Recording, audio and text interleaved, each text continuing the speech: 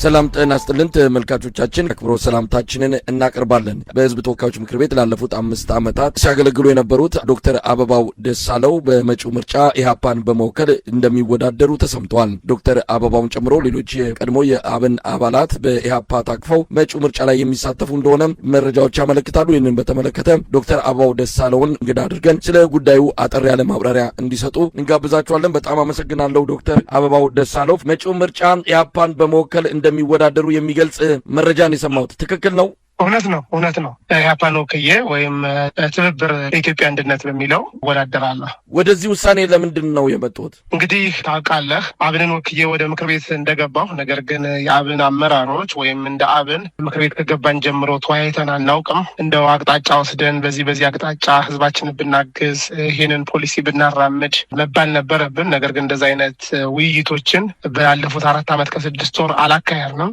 አብንም ፓርቲያችን በተለያየ ጊዜ ለህዝብ አልደረሰም ብለን በጣም የምንተቸው ነው። የአማራ ህዝብ ይህን ሁሉ ስቃይ ሲያስተናግድ ጋዜጣዊ መግለጫ እንኳን ሳያወጣ ለረጅም ጊዜ ቆይቶ ነበር። በኋላ ዘግይቶ ነው ያወጣው። ከዛ በኋላ የሚያወጣው መግለጫ እንደ እውነት ከህዝብ ዳር ቆሞ ሳይሆን እንደ ገዢ ፓርቲ ሆኖ ነበረ ብዙ መግለጫዎችን የሚያወጣው። በርካታ ወንድሞቻችን የፓርላማ አባሉ ክርስቲያን ታደለን ጨምሮ የክልል ምክር ቤት አባላት እንደምታውቀው እነ ዮሐንስ ባያሌው፣ እነ ዶክተር ካሳ ተሻገር፣ ጫኔ ከበደ የፓርቲ አመራሮች፣ ሌሎቹም ሲታሰሩ እንደ የኦሮሚያዎቹ ሌሎቹ እንዳልሆኑ እንደ አማራ ነው ያለሁ እንደሚል ፓርቲ አልታገለም። ጓዶቼ ታስረውብኛል። ህዝብም ይታወቃል ምን ያክል ፖለቲከኞች፣ ጋዜጠኞች፣ አንቂዎች፣ ሰላማዊ ዜጎች በእስር ቤት ያለ ፍርድ ለረዥም ጊዜ ይሰቃዩ እንደሆነና ለእነዚህ ሲጮህላቸው አንሰማም። ስለዚህ ከዚህ ፓርቲ ጋር መቀጠል እንደማንፈልግ እናውቀው ነበር። ጊዜው ግን ስላልሆነ ቆይተናል። አሁን ግን ጊዜው ነው። እውነተኛ ለህዝብ የሚጮህ ለህዝብ የሚታገል ፓርቲ ያስፈልጋል ስንል አሁን ነው እነ ኢህአፓን፣ መኢአድ፣ እናት ፓርቲ፣ ጆን አማራ አንድ ላይ ሆነው ምን ያክል ለህዝቡ እንደሚታገሉ እያየን ነው እና እንደዚህ አይነት ጥሩ ታጋይ ፓርቲ ለመቀላቀል ችያለሁ ማለት ነው።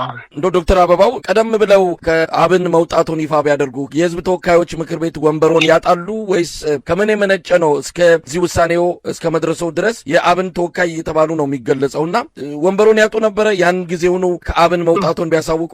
በእርግጥ በዚህ ጉዳይ የህግ ባለሙያዎችን ለመጠየቅ ሞክሬ ነበረ። ግልጽ የተጻፈ ነገር የለም። ምናልባት አካሄዱ ምንድን ነው? ፓርቲው ወደ ምርጫ ክልል ሄዶ ቮት ኦፍ ኖ ኮንፊደንስ ድምጽ ማሰጠት አለበት መራጮች ጋር ሄዶ እና አይወክለንም ካለ ነው መራጮቼ ዶክተር አበባው ደሳለው አይወክለንም የሚል ነገር ካሉ ብቻ ነው በእርግጥ መነሳት የምችለው። ነገር ግን እንዲሁ ፓርቲውን ወክዬ እስከገባው ድረስ ይሁን የግድ በፓርቲው መመራት የለብኝም ብዬ በራሴ እንዲሁም ሌሎች በፓርላማ የሚገኙ አባላት ዶክተር ደሳለኝ እስር ቤት ቢሆንም ክርስቲያን ታደለጋ እና ሙሉቀና ዘመን የሚባሉ ሌሎች የአብን አባላትም አሉ በፓርላማ ከእነሱ ጋር እየተወያየን ነበር ብዙ ነገሮችን እንሰራ የነበረው። እንግዲህ ዶክተር አበባው የምርጫውን ጉዳይ በተመለከተ ነው። በኢትዮጵያ ምርጫ አለ ብለው ያምናሉ ወይስ ከምን በመነጨ መልኩ ነው እንደዚህ አይነት ሂደት ላይ ለመሳተፍ የወሰኑት? ኢትዮጵያ ውስጥ ምርጫ ይካሄዳል? በምርጫው እምነት አሉት? እንግዲህ እነ ዶክተር ደሳለኝም ራሳቸውን ከምርጫ ያገለሉበት ሁኔታ ባለበት፣ ሌሎችም ምርጫ ኢትዮጵያ ውስጥ ሊደረግ የሚችልበት ምንም አይነት አስቻይ ሁኔታ እንደሌለ እየታወቀ እዚህ ውሳኔ ላይ ለምን ደረሱ?